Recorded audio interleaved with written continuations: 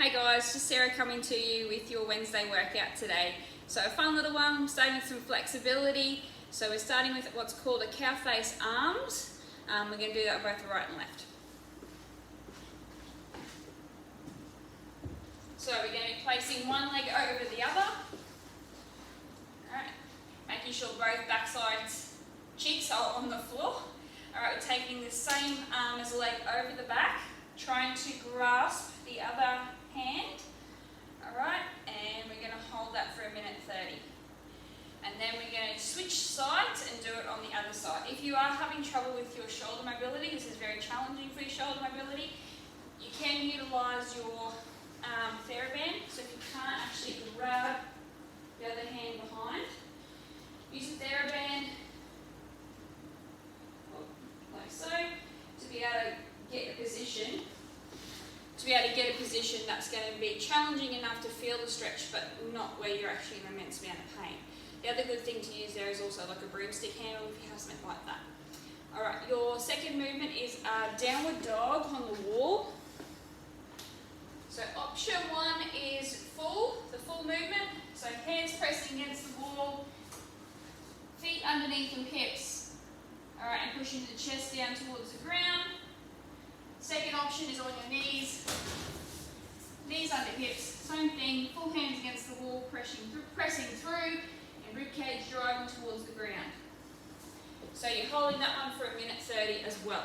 Okay, so then we're going into our dynamic warm-up, which are 10 metres of monster walks.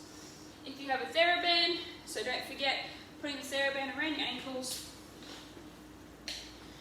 Partial squat position, moving like a rally line. 10 metres moving forwards for 5 and backwards for 5. If you don't have a TheraBand, your option today is a duck walk, so down into your squat position, and we're moving through like that. So we're mobilising through the ankles, knees and hips. Your second movement is a walking lunge, so we're going to walk lunge forwards for 10 metres, and then we're going to reverse lunge backwards, like so, for 10 metres. Your next movement is your floor sit, or your floor L sit. So hands placed firmly against the floor, lifting the toes and heels off the ground, holding that for 30 seconds. Otherwise, bend your knees in if you find that challenging, just to make it a little bit easier. Okay, and then your second last movement is your curtsy squat. So stepping behind the front knee in line with your toe. And then finally, your kettlebell windmills.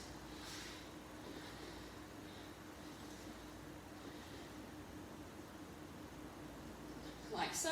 So 10 on the right, 5 on the right, 5 on the left. Otherwise, you're doing shoulder taps. So in your plank position, like so. Alright, continuing as many rounds of form as possible with those movements for 10 minutes. Once you finish that, we're getting straight into the workout. Today is 3 rounds of the following movements for 5 minutes with an allocated 3-minute rest period in between. So those guys following home with the bodyweight version, your movements are a floor handstand pike push-up. Alright, so into your pike position. Alright, coming down into your triangle, then pushing up and through. You've got 10 of those. If you're not doing the floor pike, your other option is a walkout with shoulder taps at the bottom. So walking out, shoulder taps, and then walking back in and standing up. Then you're doing 15 back extensions on your tummy, hands behind your head, up and down, keeping your feet in contact with the floor. Then you're doing 20 air squats. So trying to keep our hip crease below our knee height, standing back up. Okay, as many rounds as you possibly can through that for 5 minutes, and then you rest 3 minutes, work 5 minutes, rest 3 minutes, and then finally work 5 minutes. Those that are following home with the home care package, your movements are slightly different. So you're doing a Philly push press.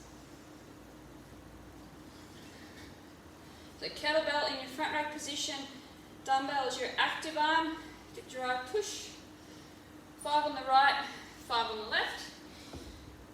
Alright, make sure you switch those arms over. Then you're doing 15 suitcase deadlifts, the same thing with this one, guys. Make sure you're switching arms. So one arm has the kettlebell, one arm has the dumbbell. Like so, and then your final movement is your kettlebell goblet squat. So in your goblet position, squatting hip crease below knee height, standing back up. Alright, and you have 20 of those.